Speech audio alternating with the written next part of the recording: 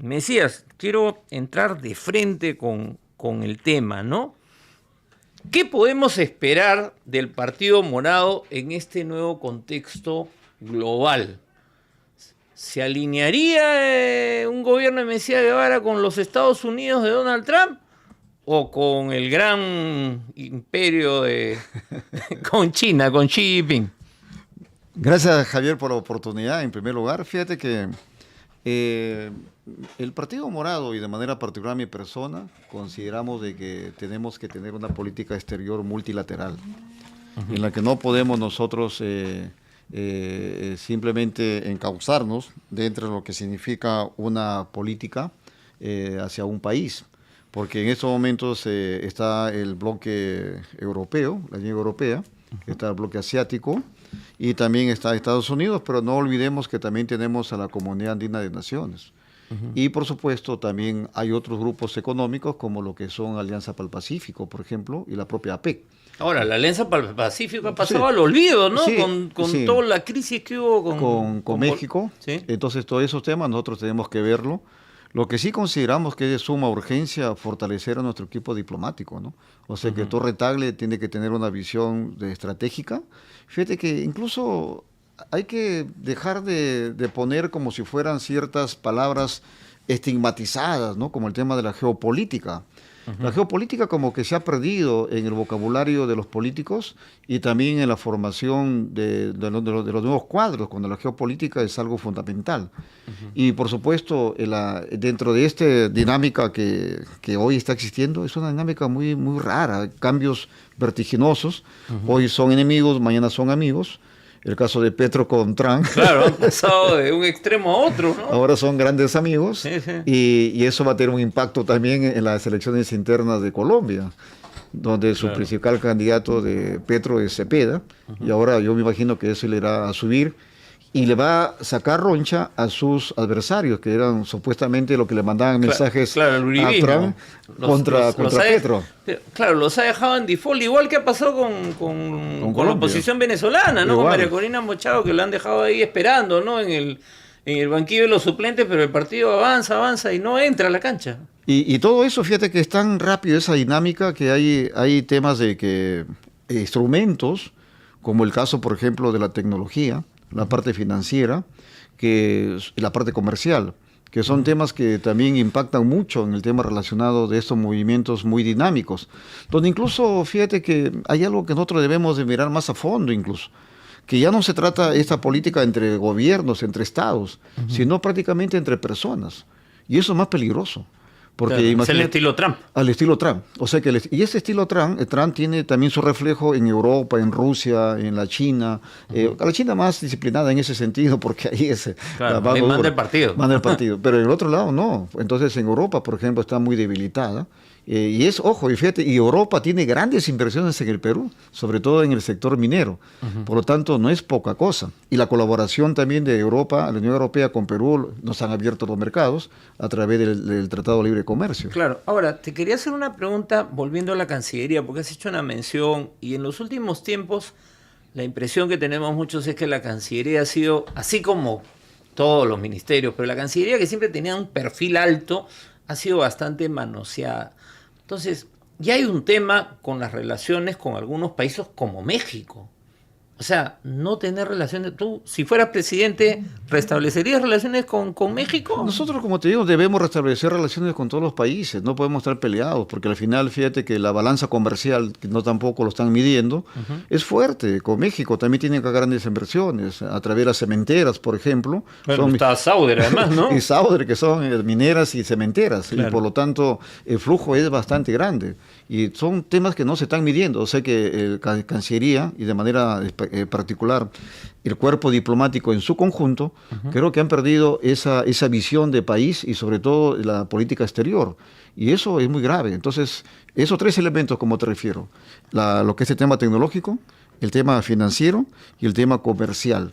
Y, por supuesto, sumado a lo que es el tema de la geopolítica. Ahora, ¿cuál es el concepto para nuestro país? Nuestra ubicación geopolítica, que es fundamental. Estamos en el centro de la cuenca del Pacífico. Claro, y eso nos lleva a un tema que se ha discutido mucho en los últimos meses, que es, en primer lugar, el impacto del puerto de Chancay con una presencia china que ya se da acá. Y bueno, hay todo tipo de presencias chinas, además en el Perú, como hemos visto en las últimas semanas, ¿no? Pero digamos, la gran inversión china, ¿no? No esta inversión menuda que anda merodeando ahí Palacio. Pero esta gran inversión china, y frente a ello una reacción fuerte de los Estados Unidos, que termina derivando no en el puerto de Corio, como se planteó al comienzo, sino en el Callao, en la base naval. ¿Cómo manejarías tú esa tensión? Porque va a haber una tensión ahí, va a crecer. Y no solamente va a haber una tensión, sino que ahí creo que Gerí es un gobierno que lamentablemente no es un gobierno, es un pantomima de gobierno. Incluso ha aceptado hacer una modernización de la base naval del Callao con un monto de cerca de 1.400 millones de dólares, pero todo para comprarle a Estados Unidos, lo cual debió, creo, haberse hecho un proceso de negociación diferente que sea más favorable al país. Porque al final estamos construyendo una base naval para Estados Unidos con nuestra propia plata. Entonces ahí yo creo que faltó ese poder de negociación. Ahora la pregunta es, ¿tenemos ese poder de negociación en estos momentos? Esa es un poco la pregunta, ¿no? Porque claro, tú estás aspirando a la presidencia de la República, yo no, entonces yo no me tengo que preocupar tanto, pero ¿cómo fortalecer entonces? Porque la crisis institucional que vivimos ha debilitado todo acá. Estamos con las defensas bajas. Estamos infiltrados, los partidos políticos todos estamos debilitados, todos en general. Por ejemplo, otros países, caso Colombia, fíjate que sus partidos liberal, el conservador, pasan de los 100 años los dos. En el caso de Costa Rica, Uruguay mismo, el propio Argentina. Nosotros somos partidos bastante jóvenes y los antiguos están totalmente debilitados. Y los partidos políticos acá son muy personalistas, o sea que dependen de un caudillo, que si el caudillo va, el partido desaparece. Por lo tanto, esa institucionalidad, pero además de esa institucionalidad política, que es fundamental, también está la desinstitucionalización de lo que significa, por ejemplo, el sistema de justicia, el tema relacionado con que es la parte de el sistema de lo que significa la Contraloría General de la República, el propio Congreso, entonces, y el propio Ejecutivo. Claro, por eso es que una cosa que a mí me llama mucho la atención, puedo entender que los candidatos no hablen mucho de estos temas, pero son temas fundamentales, porque Estados Unidos ha dicho, esto es mi patio trasero, ¿no? Es como que se ha acordado Donald Trump y ha dicho, oye, ¿dónde está el patio trasero? Y ahí está, volteó y estaban los chinos en el patio, ¿no? Y entonces, claro, y como cancha, como decía. Lo que pasa es que la China diseñó la ruta de la seda, recordaremos. Claro. Y la ruta de la seda la ha ido de manera sistemática implementándolo. De tal manera que ahora ellos han avanzado tecnológicamente. Te comento una anécdota, permíteme contarte, que cuando yo era gerente de Lucent Technologies, una empresa americana de alta tecnología, que fui gerente hasta el 2001 de esa empresa, nuestro competidor era Huawei. Entonces, ¿pero qué pasa? Huawei, ¿qué es de Huawei? Entonces, en broma decía que, oye, hay una empresa china que nos ha comprado una celda allá en San José, en California, y le han llevado esa celda a la China y le han hecho una autopsia y la han partido y la han estudiado. Fíjate que hay una modalidad, disculpa que entre un ratito ahí, que es la tecnología el DWDM, que significa que por la fibra óptica tú puedes enviar varias señales de rayo láser multiplexadas. Entonces nosotros, Lucent, Alcatel, Nortel, éramos los líderes en eso, en cambio la Huawei no. Entonces nosotros hacíamos las pruebas en Telefónica y un día en Telefónica nos dicen, ¿sabe qué, señores? No van las pruebas con ustedes. ¿Por qué le decimos? Porque Huawei me va a poner gratis y cero precio. Nos sacó del mercado a todos. Claro. Y eso fue en broma al comienzo. Pero eso ha ido escalando. Bueno, claro, el avance en varios sectores, energía quizás es el que... Energía, mira lo que ocurre, Lima y el Perú en general, ahí hay una rivalidad que muy poco lo están notando. ¿Qué es lo que pasa? La distribución de la energía en Lima está ahora copada por empresas chinas. Pero la generación de la electricidad, por ejemplo, de lo que es el tema del gas, del tubo de gas, de la TGP, del tubo de transportadora, está a cargo está casi toda americana.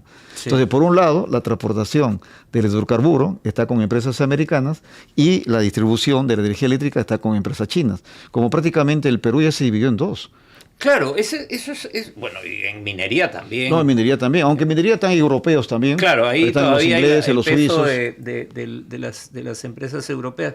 Y claro, además, Estados Unidos, hay que recordar que durante décadas después de las experiencias de los años 60 y 70, se fue retirando también, ¿no? Entonces, claro, cuesta mucho imaginar el retorno de grandes empresas norteamericanas, que es la fantasía de Donald Trump, ¿no? Pero yo pienso, fíjate que yo pienso que las grandes empresas americanas, ellos manejan mucho el riesgo. ¿Por qué? Porque la estructura de su accionariado es muy diferente a las empresas europeas. La estructura dura, el núcleo duro del accionariado americano, las grandes empresas, fíjate que son fundamentalmente los fondos de pensiones. Por lo tanto, ellos miden mucho el riesgo. Entonces, si ven como países como Perú, ven que el riesgo es alto, se retiran. Claro, es un poco lo que le decían los grandes capos de las petroleras a Trump en ese almuerzo, que suponía que era una reunión privada y al final la hicieron pública, que le decían, pero no vamos a volver así nomás a Venezuela si ya nos han votado 2 veces, ¿no? O sea, y claro, y la inestabilidad también institucional hace que supongo haya un poco de marcha atrás. Ahora, con Estados Unidos hay un viejo tema, que es el tema del narcotráfico. ¿Cómo manejar esa relación? Yo pienso que Estados Unidos, en su conjunto, el pueblo americano y sobre todo, fíjate que hay que esperar también la reacción del Congreso y la Cámara de Representantes, porque ellos también no están todos de acuerdo a rajatabla con lo que está haciendo Trump. Ahora, no sé si te habrás enterado, seguramente que sí, ya Trump ha pedido que al Perú se le incorpore a la OTAN como un miembro, un principal extra, digamos, pero no miembro en las decisiones. Entonces, fíjate que tal la audacia que ha tenido Trump con el Perú, de incorporarla a la OTAN, pero no como un miembro con todas las decisiones que pueda tener. Y eso que ha ocurrido, simplemente él tomó la decisión y ya le notificó al Congreso que eso se haga realidad. Por lo tanto, todos esos temas se están cambiando y el narcotráfico está en esa línea, o sea que nos tratan de seguir captando. Ahora Estados Unidos tiene un serio problema, la propia comunidad americana y, como te digo, la Cámara de Representantes y el propio Senado, ¿no? Claro, ahora, el tema en el narcotráfico es que, claro, la política gringa siempre ha sido golpear abajo, ¿no? Y no tocar a sus capos, porque claro, como decía alguien, los capos siempre son latinos, ¿no? Y claro, como si no hubieran narcos norteamericanos, ¿no? Pero, digamos, ¿cómo manejar ese tema con lo que son los productores? Lo que pasa es que los productores, fíjate que ahí se han hecho grandes esfuerzos con USAID, con todos ellos para claro, ver... Pero ya no hay. Entonces, por eso te digo, se hicieron grandes esfuerzos para el tema del cultivo alternativo. Ahora lo que tenemos que nosotros es, con Estados Unidos, sentarnos y decirle, oye, el Tratado de Libre Comercio hay que hacerlo a rajatabla, ¿no? Y hay que se cumpla, ya no nos sigas aumentando impuestos. Por eso te dice, mucho vale de la reacción del pueblo americano. Por ejemplo, si tú vas a Estados Unidos, si has ido en Estados Unidos a inicios del año pasado, y ahora te vas a finales, por ejemplo, cuando subió los impuestos de una cajita de arándanos que te costaba $5, después te costaba $10. Entonces, y todo que por subirle la tasa de intereses arancelario al Perú. Entonces, esos temas va a tener un impacto muy negativo en la comunidad americana. Otro tema que es importante que tiene que ver con nuestros países vecinos. Hay 2 temas con los países vecinos, ¿no? Uno son todo el tema de estas economías ilegales que no reconocen fronteras, ¿no? Pero sabemos que el Comando Bermejo controla la buena parte de la frontera de Ucayali, ¿no? Al norte, entre los remanentes de FARC y otros grupos en la frontera del Putumayo. Ese manejo, porque todo el mundo habla de seguridad ciudadana y hay que hacer como el GEIN de los 90 y ya vamos a ser todos felices con pena de muerte y saliéndonos de la Corte Interamericana de Derechos Humanos, pero ¿cómo manejar la relación? ¿Ustedes tienen algún planteamiento en relación a la lucha contra el crimen organizado en alianza con los países vecinos? Mira, nosotros tenemos ahí una propuesta a través del Parlamento Andino, sobre todo donde está ahí fundamentalmente Colombia y está Bolivia y Ecuador. Ahora nos falta con Chile y nos falta también con Brasil. Y no es frontera con nosotros Venezuela, pero sí es importante consolidarla. Y ahí tenemos que hacer ya, por ejemplo, a través de lo que significa un acuerdo con la Interpol. Nosotros estamos planteando que eso se profundice, se consolide, para de esa manera usar también lo que significa la tecnología de información y comunicación. Es decir, hacer una combinación entre lo tradicional, que es la Fuerza Armada, la policial, pero también usar lo que es la virtualidad para el reconocimiento facial. Y eso tiene que estar conectado vía virtualidad y a través de migraciones también, porque migraciones, discúlpame Javier, claro, es una coladera. Cualquiera pasa. Todos los grandes delincuentes son capturados, ¿no? en Paraguay, ¿no? En No, Colombia. no, pero sin embargo también ingresan. Claro, claro. Ingresan. Por ejemplo, ¿cómo han ingresado? La tercera ola que vinieron del país de Venezuela, fueron ya bastante gente con índices delincuenciales muy altos, porque la primera ola y la segunda ola todavía son profesionales rescatables, pero la tercera ola, en su gran mayoría, ya son aquellos que incluso hay sospechas que Maduro los sacó de la cárcel para que vengan al Perú, delincuentes en potencia, y Tren a Agua, todos esos temas. Por lo tanto, ahí tenemos que hacer un trabajo combinado a través de el mínimo con lo que es el acuerdo de ¿cómo se llama? Lo que es la Comunidad Andina de Naciones. Ahora, has planteado el tema de la delincuencia y has planteado el tema de Venezuela y el 12 de marzo o 11 de marzo, a ver quién se acuerda, ¿cuándo asume el señor Cast?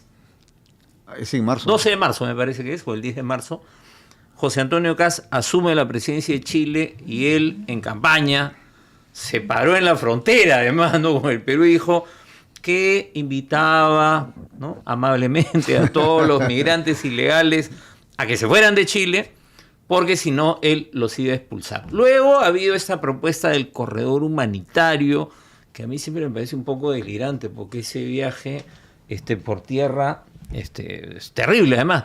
Entonces, ¿cuál es la propuesta de ustedes frente a una eventualidad como esa? Porque imagínate en marzo, asume la presidencia el 28 de julio y tienes...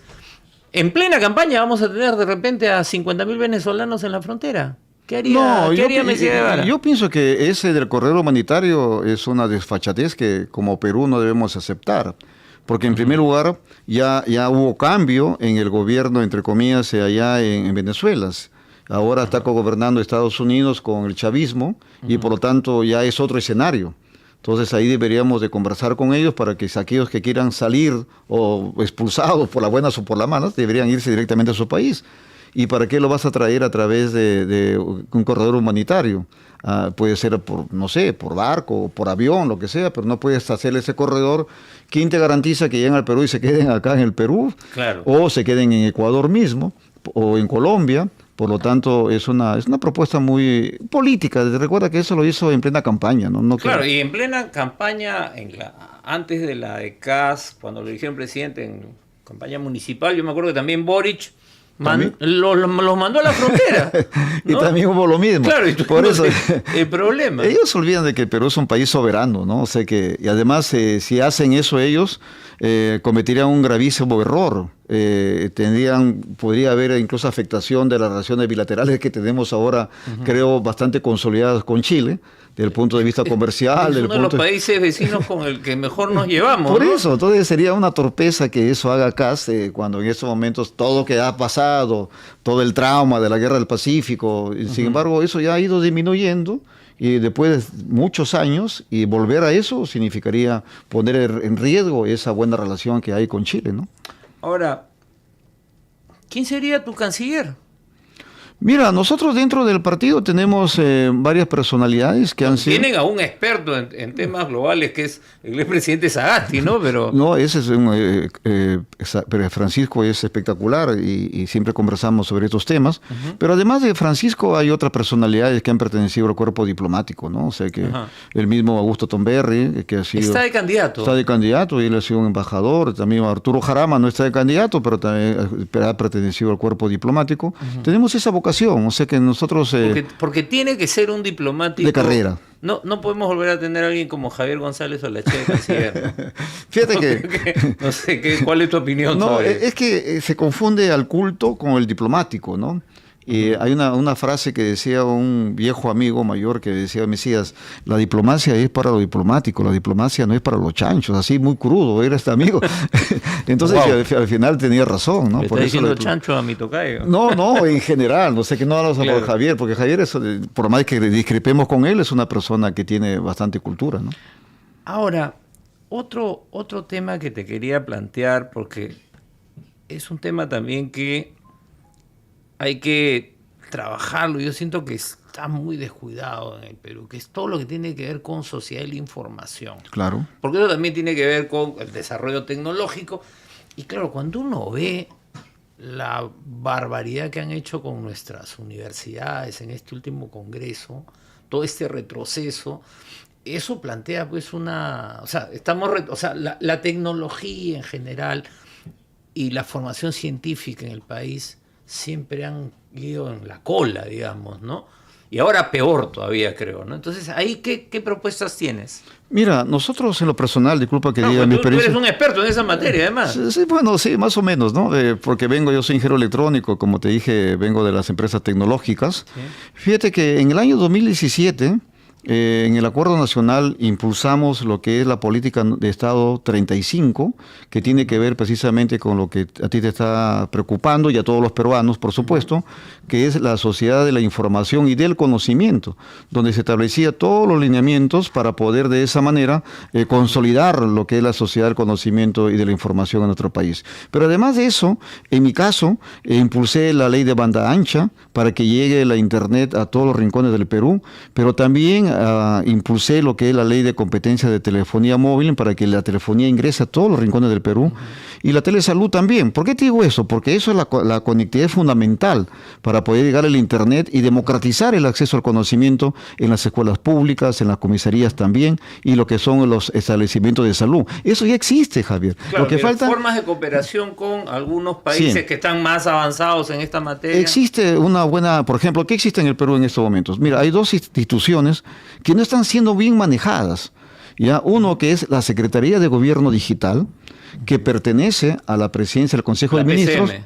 y luego está Pronatel, que pertenece al Ministerio de Transportes y Comunicaciones. Bueno, ya estamos mal ahí. No, por O sea, eso. porque- No, pero al margen donde estén, ¿ya? Sí. Por eso, cuando vimos eso, vimos, oye, acá hay dos paradigmas que se han roto. Uno es la interoperabilidad y el otro es el concepto de gobernanza. Entonces, cuando yo fui miembro del Consejo Directivo de CEPLAN, planteé, y gracias a Dios se aprobó en el directorio, en el Consejo Directivo, que se establezca el Comité Multidisciplinario de Conectividad Digital y Tecnología de Información, donde hemos hecho un gran ecosistema digital, donde están, además de estas instituciones que te comento, están también, por ejemplo, las universidades, están el colegio de, ¿qué te digo?, las empresas como Afin, las empresas operadoras, todos el ecosistema. Ahora, ¿cuál es el tema para que ello ocurra? Sin lugar a dudas, hay algo que sí debe preocuparnos mucho más. ¿Sabes cuál es? La inestabilidad en los cargos. En estos 5 años que va a terminar este periodo en Pronatel, hay cerca de 12 directores. Y cada O sea, en estos, o sea, Castillo, Boluarte, Gerí. Y el que viene. Y el que viene. ¿Y sabes qué? Y dura cada 2 meses, 3 meses, 6 meses. Y no puede ser posible, porque es en esa dirección Claro, donde se ve la instalación de esta red de banda ancha regional para que ayude a la educación, como dices tú, a la investigación. Ahora, por otro lado, en lo que es la Secretaría de Gobierno Digital pasa lo mismo. O sea que hay un menosprecio o un desprecio por lo que es la estabilidad y lo que es la meritocracia en estos puestos importantes. ¿Qué planteo yo? Planteo que debería ser por concurso público y que se nombre por 5 años mediante una resolución suprema, darle estabilidad. Si no, no puedes estar haciendo nada correcto, ¿no? Hay algunas preguntas que no tienen que ver necesariamente con los temas que hemos planteado, pero te las voy a hacer porque las está haciendo público. Hay una que es ¿cambio de constitución o no? Algo así. No sé si la tiene Sarón por ahí. Se me pasó, no me acuerdo quién la ha hecho. De Diego. ¿Cambio de constitución o no? También dicen reforma constitucional. Mira, en el fondo el principio básico debería ser cambio de la Constitución, pero sin embargo en la realidad nos dice otra cosa. No vamos a poder llegar a hacer una cambio de la Constitución porque tendríamos que elegir una asamblea constituyente y en estos momentos el Perú perdería mucho tiempo. Bueno, pero este Congreso cambió la tercera parte de la Constitución. Y se convirtió en una mini asamblea constituyente de facto. En realidad son 130 violadores de la Constitución. O sea que no solamente a alguien se le puede decir que es un solo violador, sino hay 130 violadores. De esos 130 violadores han hecho lo que han querido con la Constitución. Por lo tanto, en el fondo sí es necesario, pero el tema está, él nos da el tiempo, nos alcanza las grandes necesidades que tiene la población, como acceso a salud, educación y trabajo, que son en estos momentos lo más urgente, y creo que como está sí se puede hacer. Por lo tanto, nosotros nos iríamos por una reforma constitucional, pero con un referendo. Ese es un comentario, pero vamos a darle la vuelta, porque dice de Alfonso González. China combate la corrupción dentro de su país, pero su política exterior es enviar corruptos a hacer negocios. El Perú está lleno de empresarios chinos corruptos. Bueno, podríamos haber dicho de los empresarios brasileños eso también. Y otros. Es que la corrupción no es patrimonio de un país, ¿no? O sea, que algunos creen que solo en el Perú hay corrupción. No. Incluso, y también acá en el Perú hay muchos que quieren hacer creer que la corrupción solamente está en los municipios, en los gobiernos regionales, pero no se olvidan que también hay ministros, exministros, expresidentes presos por corrupción. Por lo tanto, es transversal ese mal que tenemos que combatir. Pero ahí, ¿cómo hacemos con las empresas que vienen de fuera? Porque claro, Patricia Castro me decía, por ejemplo, el caso de los empresarios chinos, ella es una experta en China, la periódica que escribe en El Comercio, Patricia, ¿no? Me decía, ellos tienen una forma de relacionarse que a mí me hacía acordar un poco a cómo somos los peruanos en nuestra forma de relación, o que se cultiva mucho la relación personal. Y claro, en un entorno tan desinstitucionalizado, o sea, en el entorno peruano es facilísimo que termine uno envuelto en una situación de corrupción. ¿Cómo se combate eso? Tú has sido congresista y gobernador regional por un partido que no está postulando en las elecciones porque se autosuicidó, pero... Probablemente que no fui. No, sí, pero bueno, digamos, pero ¿qué hacer cómo confrontar esa corrupción que viene de fuera? Mira, yo he estado, no he estado, digamos, trabajando, pero sí he visto los dos, o modus operando, tanto de las empresas tecnológicas chinas como de las empresas americanas, de la cual yo sí trabajaba por una empresa americana, que en su momento, Javier, fue la número 1 en el mundo. Fíjate que de esa empresa salieron 9 premios Nobel en física, y ahí tuve el honor de trabajar para esa empresa. Ellos también nos daban la prerrogativa a nosotros de invitar a los que nos compraban, sí, a las fábricas, a los laboratorios, pero solamente a eso, nada más. O sea que no había, nosotros teníamos un código de ética que si nos chapaban, nos sacaban al toque. ¿No iban al chifa? No, no, pero siempre salíamos a comer hamburguesas. Pero no digamos extremo. Fíjate, el otro tema yo pienso que sí, tiene que, los famosos compliance, que como llaman los americanos, tiene que corregirse de manera urgente, ¿no? Sí, hay otra pregunta que hicieron que tiene que ver con el tema que yo planteé de las universidades, ¿no? ¿Qué hacer para rescatar a la SUNEDO? Hay que desmontar todo.